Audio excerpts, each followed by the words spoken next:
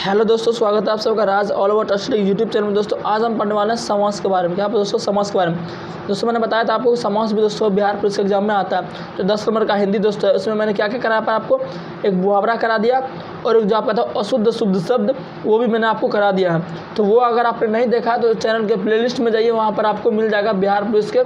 आप बिहार पुलिस वहाँ सेलेक्ट कीजिएगा तो आपको वहाँ मिल जाएगा बिहार पुलिस देखने के लिए। बिहार पुलिस का मैंने क्या क्या वीडियो बनाया है, ठीक है। करंट अफेयर्स मिल जाएगा आपको, हिंदी जो मैंने शुद्ध अशुद्ध शब्द वाला बनाया है ये भी दोस्तों 1 नंबर का आपका आता है। फिर मैंने पढ़ा है मुहावरा और लोकोक्तियाँ, ये भी 1 नंबर का आता है। फिर आज जो हम पढ़ेंगे वो हम समास भी दोस्तों 1 नंबर का आपका आता है।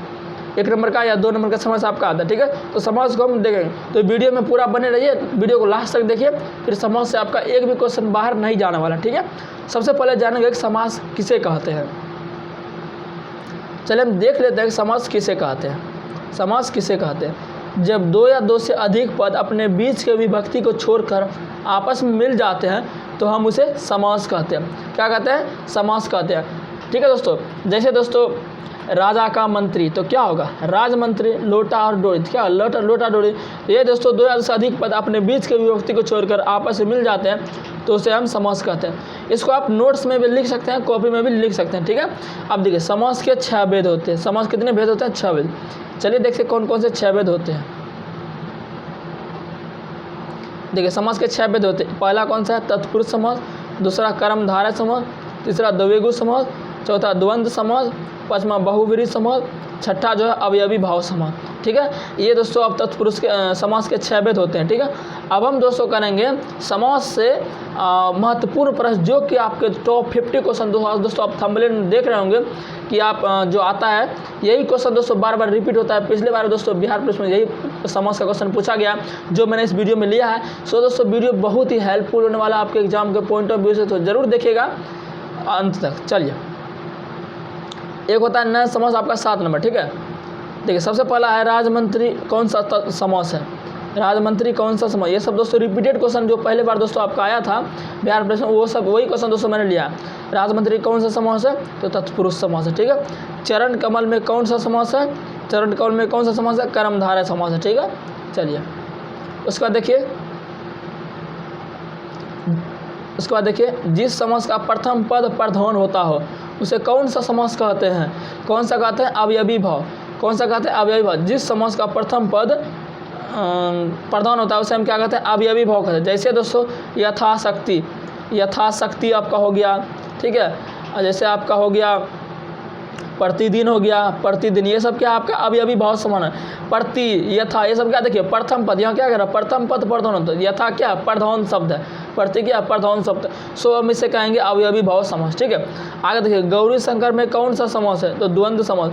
देखिए द्वंद्व समास में क्या होता है? दोनों पद प्रधान होता है। द्वंद्व समास में क्या होता है? दोनों पद, याद रखिएगा द्वंद्व समास में दोनों पद प्रधान होता है। दोनों पद प्रधान होता है उसे हम कहा द्वंद्व समास। देखिए गौरी शंकर दोनों पद प्रधान है इसलिए हम इसे कहेंगे द्वंद्व समास, ठीक है। द्वंद्व दोनों पद समास, ऐसे भी याद रख सकते हैं।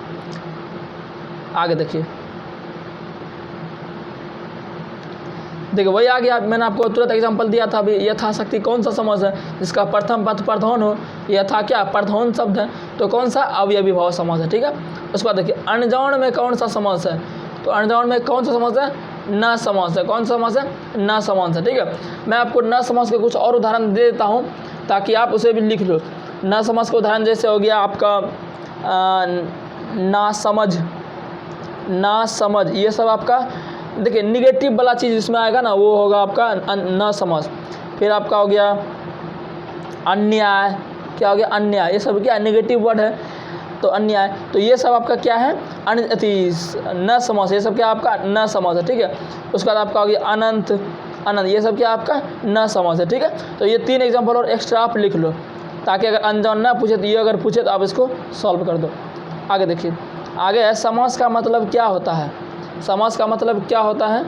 समास का मतलब होता है संक्षेप। देखिए समास का मतलब संक्षेप कैसे होता है? यानी शॉर्ट होता है। देखिए कैसे, अगर आप बोल रहे हो राजा का मंत्री तो आप कितना लेट लग रहा है? अब देखिए राजा का मंत्री, राजा का मंत्री, तो ये थोड़ा बड़ा है। अब इसको आप शॉर्ट में कैसे बोलेंगे? संक्षेप में कैसे बोलेंगे? राजमंत्री, यानी कि राजमंत्री, यानी कि राजा का मंत्री। आप इसको शॉर्ट में नहीं बोल सकते क्या? राजमंत्री। आप इसको शॉर्ट में बोल सकते हो ना, राजमंत्री। तो ये आपका हो गया राजा का मंत्री का संक्षेप रूप राजमंत्री। बस समास का मतलब ये होता है किसी को भी संक्षेप में लिखना, शॉर्ट में लिखना, ठीक है। आगे देखिए, पाठशाला में कौन सा समास है? पाठशाला में कौन सा समास है? तो पाठशाला में कौन सा समास है? तत्पुरुष समास है। देखिए, जिस समास का अंतिम खंड प्रधान होता है ना, जो लास्ट वाला खंड है वो प्रधान होता है ना, उसे हम कहते हैं तत्पुरुष समास। देखिए लास्ट में क्या है? शाला, ये अंतिम पद क्या प्रधान है, तो इसे हम कहेंगे तत्पुरुष समास, ठीक है। आगे देखिए, देशांतर, देशांतर में कौन सा समास है? देशांतर में आपका कर्मधारय समास है। देशांतर में क्या आपका? कर्मधारय समास है, ठीक है। आगे देखिए, इन सबको आप कॉपी में नोट कर लो ताकि आपके लिए अच्छा रहेगा, कभी आप उसको याद करो तो। 8 अध्याय में कौन सा समास है? 8 अध्याय में कौन सा समास है? बहुव्रीहि समास है। आगे देखिए, गोबर गणेश में कौन सा समास है? तो गोबर गणेश में कौन सा समास है?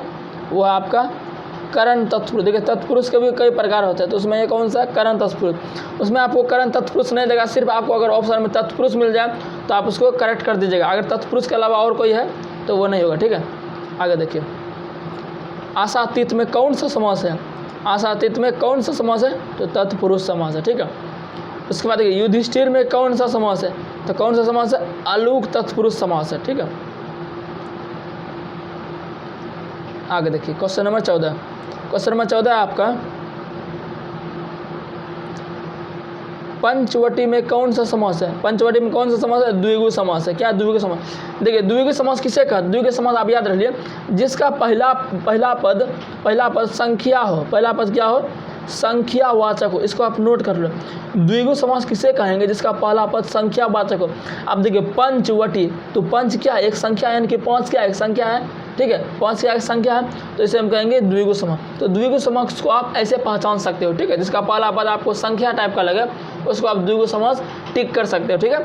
उसका देखिए, किस समास के दोनों पद प्रधान होते हैं? अभी मैंने जस्ट पीछे बताया कि द्वंद्व समास के दोनों पद प्रधान होते हैं, जैसे कि दाल भात, लाभ होने, ये सब क्या आपका द्वंद्व समास है, यानी कि दोनों पद प्रधान हो। दोनों पद प्रधान हो, उसे हम कहेंगे द्वंद्व समास, ठीक है।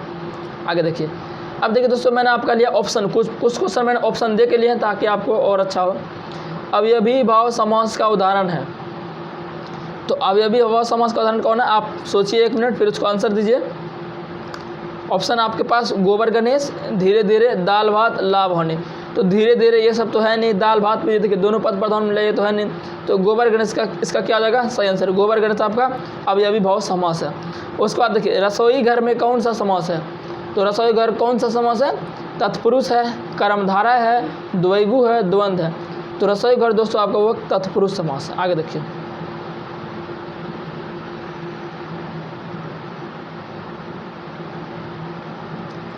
निम्न में कौन कर्मधारय समास का उदाहरण है? तो कर्मधारय समास का उदाहरण कौन सा है? ऑप्शन है त्रिभुवन। त्रिभुवन तो होगा नहीं, क्योंकि त्रि क्या संख्या आ गया, 3 संख्या, 3 संख्या वाला जैसे होगा तो वो द्विगु हो जाएगा।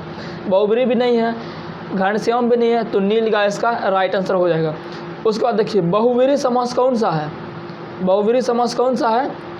तो ये आपका हो जाएगा बहुव्रीहि समास दोस्तों, आपका हो जाएगा ये आपका चतुर्भुज हो जाएगा। क्या हो जाएगा? चतुर्भुज हो जाएगा। चतुर्भुज आपका बहुव्रीहि समास है। देखिए, अगर यहाँ पर आपको द्विगु समास पूछता तो आपका चतुर्भुज होता है, लेकिन बहुव्रीहि भी दोस्तों कुछ द्विगु टाइप का ही होता है। बहुव्रीहि भी कुछ द्विगु टाइप का होता है, ठीक है। चलिए अब देखते हैं नेक्स्ट क्वेश्चन। क्वेश्चन नंबर 20 है आपका, जिस समास का प्रथम पद संख्यावाचक है वह कौन सा समास? अभी मैंने पिछली वीडियो में बताया द्विगु समास है, पहला संख्या तो द्विगु हो गया, सिंपल सी बात है। किस समास के दोनों पद प्रधान होते हैं? देखिए ये क्वेश्चन आपका रिपीटेड हो गया। ये द्वंद्व समास है, मैंने अभी बताया था, ये क्वेश्चन रिपीट हो गया है। चलिए कोई दिक्कत नहीं। 22 नंबर क्वेश्चन देखिए, पीताम्बर किस समास का उदाहरण है? पीताम्बर किस समास का उदाहरण है? तो पीताम्बर दोस्तों आपका बहुव्रीहि समास का उदाहरण है, ठीक है। देखिए बहुव्रीहि समास का आपका कोई पद प्रधान नहीं होता, कोई खंड प्रधान नहीं होता, याद रखिएगा। अगर आपको पूछ दे जिसका कोई खंड प्रधान नहीं होता उसे कौन सा समास कहते हैं? तो बहुव्रीहि समास कहते हैं, ठीक है। पीताम्बर में आपको कोई खंड प्रधान लग रहा है क्या? कोई नहीं लग रहा है, तो इसे हम कहेंगे बहुव्रीहि समास। कन्यादान में कौन सा समास है? कन्यादान में कौन सा समास है? तो कन्यादान में आपका कौन सा समास है? ये भी आपका तत्पुरुष समास है। कन्यादान, योगदान, ठीक है, रक्तदान, ये सब क्या आपका तत्पुरुष समास है, ठीक है। आगे देखिए, क्वेश्चन नंबर 24 आपका, वाचस्पति में कौन सा समास निहित है, मतलब वाचस्पति किस समास का उदाहरण है। ऑप्शन देखिए आप, ऑप्शन आपका कर्मधारय समास, कर्मधारय, तत्पुरुष, बहुब्रीहि, द्विगु। तो इसका जो राइट आंसर दोस्तों हो जाएगा वो हो जाएगा आपका तत्पुरुष समास। क्या, जो आपका वाचस्पति है, वाचस्पति आपका कौन सा समास है, तत्पुरुष समास है। कौन सा, तत्पुरुष समास है। ठीक है, अब देखिए क्वेश्चन दोस्तों इस वीडियो का लास्ट क्वेश्चन है। लास्ट क्वेश्चन देखिए क्या हमारा, लास्ट क्वेश्चन हमारा है अनायास में कौन सा समास है, अनायास में कौन सा समास है। तो अनायास में कौन सा दोस्तों समास है, ये आपका है न समास। कौन सा है, न समास। ठीक है दोस्तों, तो दोस्तों ये वीडियो आपका कंप्लीट होता है। समास का क्वेश्चन इससे बाहर बिल्कुल भी नहीं जाने वाला। अगर आप इस वीडियो को दोबारा तेबारा देख लेते हो तो समास से आप क्वेश्चन बाहर नहीं जाना। इसी से क्वेश्चन दोस्तों आपका 1 नंबर का आएगा तो आएगा, ये मैं गारंटी के साथ कहता हूँ, बाहर नहीं जाना। क्योंकि दोस्तों इसी से पिछले बार क्वेश्चन हर बार दोस्तों, चाहे वो यूपी पुलिस हो, चाहे यूपी SI हो, बिहार SI हो या बिहार कांस्टेबल हो, इसी से दोस्तों समास इसी वीडियो से दोस्तों आएगा आपका। मैंने रिपीटेड क्वेश्चन लिया जो बार बार पूछा गया है इस एग्जाम में। ठीक है, तो दोस्तों अगर आपको ये वीडियो अच्छा लगा हो तो लाइक ज़रूर करना और चैनल को सब्सक्राइब करना ताकि आपको सारी नोटिफिकेशन मिल जाए। ठीक है, तो चलिए मिलते हैं नेक्स्ट वीडियो में।